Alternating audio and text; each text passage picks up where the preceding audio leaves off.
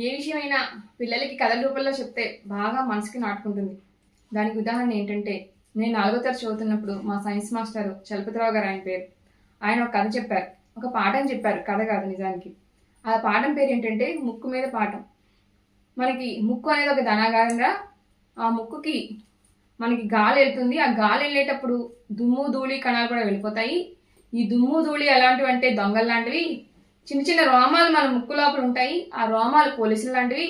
ఆ దుమ్ము ధూళి కణాలని ఈ పోలీసులు అడ్డుకుంటాయి.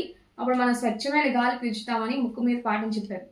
ఇలా కథల రూపంలో మనం పాఠం నేర్చుకోవడం వల్ల పిల్లలకి బాగా గుర్తుంటుంది. మనకి ఈ రోజుల్లో ఒక సినిమా వచ్చింది. ఆ సినిమా పేరు ఏంటంటే అనగనగా. ఆ సినిమాలో కథల రూపంలో పిల్లలకి పాఠాలు చెప్తే ఎలాంటి ఉపయోగం ఉంటుందో మనకి చూపించారు. ఈ కథల రూపంలో మంచి విషయాలు చెప్పినట్లయితే వాళ్ళు క్లాస్లో మంచి మార్కులు రావడమే కాదు, జీవితంలో కూడా మంచి మార్కులు సంపాదించగలుగుతారు.